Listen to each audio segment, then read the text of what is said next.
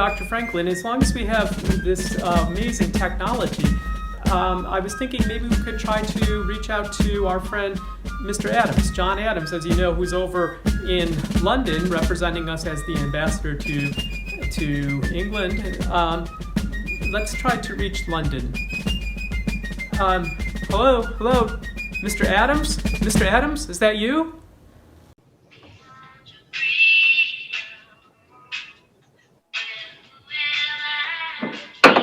Oh, so embarrassing. I was recording my cranberry juice challenge TikTok. Oh, King George. I was trying to reach our ambassador, John Adams. You caught me. Huh. Yes, apparently the kite strings were crossed and we were trying to reach Mr. John Adams. No, we're not looking to get back together again. Don't worry, Your Majesty. Actually, at the moment, we are in Philadelphia working on a new constitution to guarantee that our country will always be strong, united, and independent. Independence, you say? What comes next? You've been freed. Do you know how hard it is to lead? You're on your own. Awesome. Wow. Do you have a clue what happens now? Well, oceans rise and empires fall. It's much harder when it's all your call. All alone across the sea. When your people say they hate you, don't come crawling back to me. Dot, dot, dotty, da, da.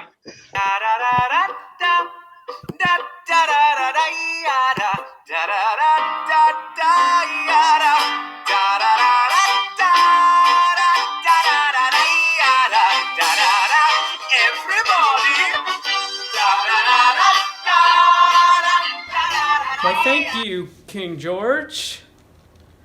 You know, Dr. Franklin, I really would have expected King George to have a nicer office and an English accent as well. Let's try again. Can we try to connect again with Mr. Adams? Oh, why, Mrs. Adams. Yes, I was trying to reach your husband. I'm sorry. Mr. Adams isn't available. He's preparing to meet with King George. You know how it is, how important it is to prepare for such things.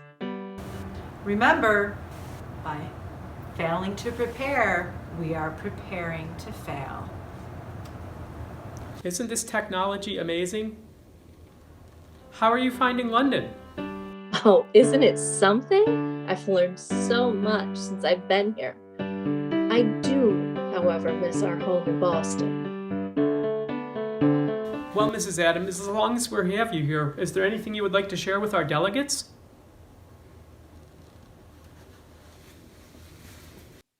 I would like to remind the delegates of how difficult of a struggle it has been for us to gain our independence. And by the way, in the new code of laws, which I suppose are necessary for you to make, I would desire for you to remember the ladies. Be more generous and more favorable than your ancestors. Do not put such unlimited power into the hands of the husbands. Remember, all men would be tyrants if they could. If particular care and attention are not paid to the ladies, we are determined to foment a rebellion and will not hold ourselves bound by any laws in which we have no voice or representation.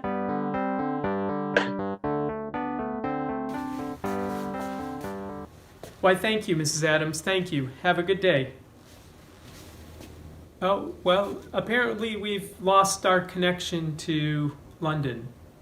Well, we should probably get back to work anyways. It is the working man who is a happy man. It is the idle man who is the miserable man. Now, as you remember, we finished yesterday talking about the Great Compromise, where we're going to have a Congress.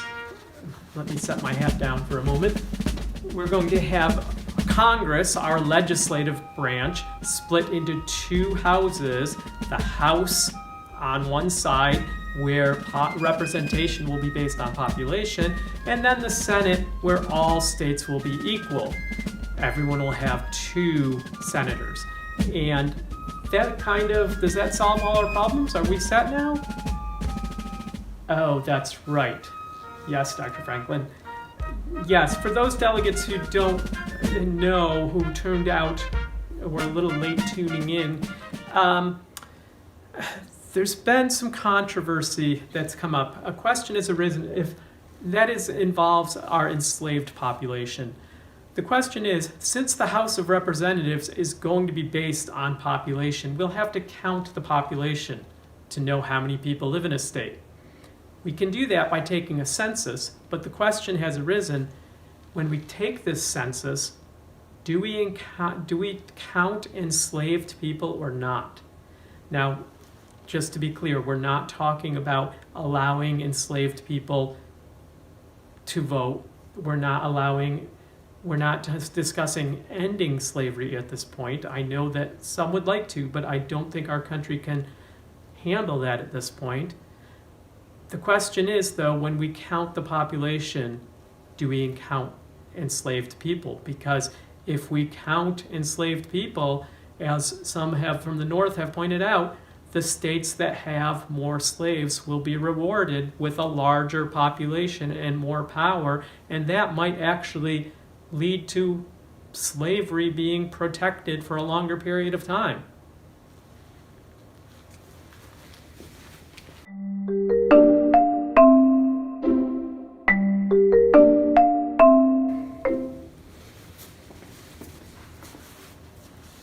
Yes, I recognize Mr. Nathaniel Gorham from Massachusetts.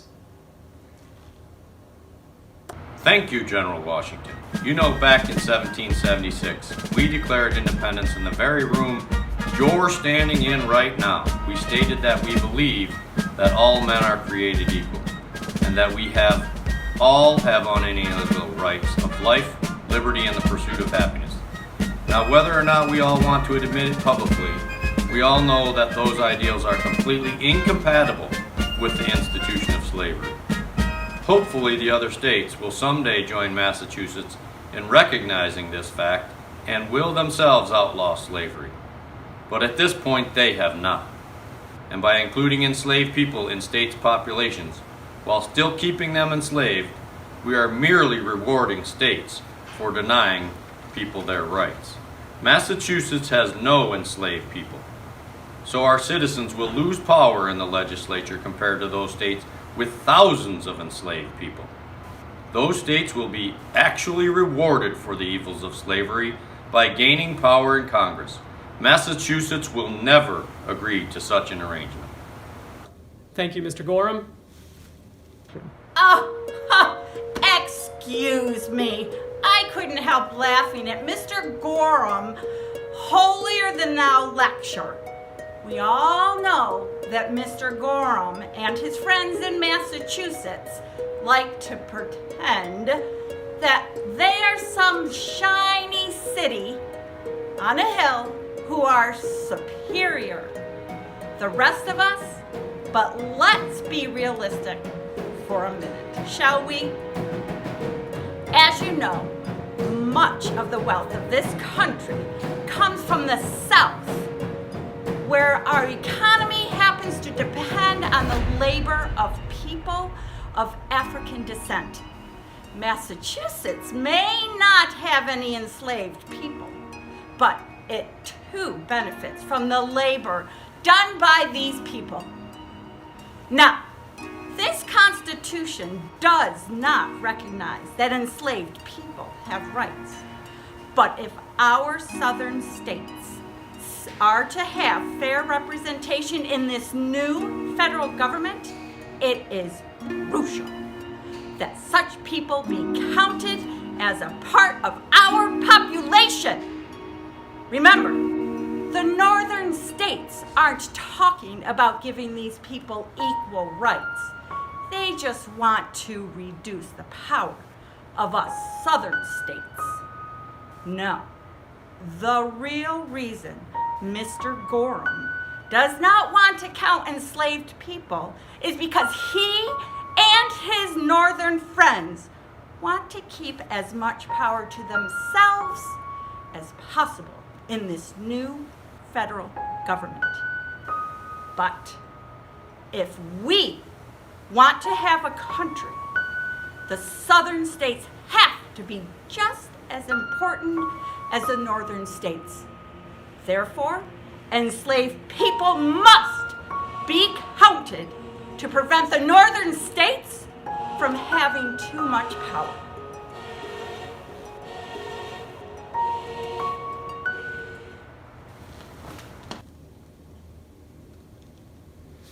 Why, thank you, Mr. Rutledge. Half a truth is often a great lie. So just to restate the problem, we have the southern states, which tend to have a larger percentage of their population who are enslaved. They want to count enslaved people in their population, since that will give them more representation and more power in the Congress. On the other hand, the northern states, who do not have many enslaved people, do not want to count these people, because if they count them in comparison to the South, they're going to lose representation and power compared to the South. And unfortunately, both sides feel strongly enough here that they're willing to walk out of the convention and walk out of this union of states and this constitutional convention if they do not get their way. I don't think, maybe we should go home right now. What's that, Mr. Madison? You have something to say? Our friend James Madison? This is a difficult question, to count the slaves in the population. If you count the slaves in the population, some states would get a lot more votes in Congress. If you don't count the slaves, then the southern states might be mad because they wouldn't have those people counted. So I propose this, that we use a fraction we've used before for taxation purposes, 3/5. 3 out of 5 of the slaves would count towards the population in the census that would count to how many representatives a state would have. So, for example, if a state had 100,000 slaves, we would count 60,000 of them. That would raise their population a bit, but it doesn't count every single one of them. So I propose that 3 out of 5 slaves count in the population, and I hope that we can make a compromise about this. Okay, Mr. Madison, let me make sure that I'm understanding you correctly. Being ignorant is not so much a shame as being unwilling to learn. Here we have the population of the 13 states. And as you can see, Virginia and Pennsylvania are fairly close to one another if we only count the free populations of both these states. Virginia has 450,000 and Pennsylvania is about 430,000. However, if we were to count enslaved people as the southern states wish, you can see what this will do to the population of Virginia. It will increase almost double to almost 750,000, whereas Pennsylvania, which has very few, if any, slaves, they're going to barely bump up at all. And this will make a difference in Congress because Virginia will suddenly gain many more representatives in the House of Representatives based on this increased population. However, with what you're proposing, this 3/5 compromise, the population will get bumped up by counting 3 out of every 5 enslaved people. However, it won't increase as much as if we included all of the enslaved people.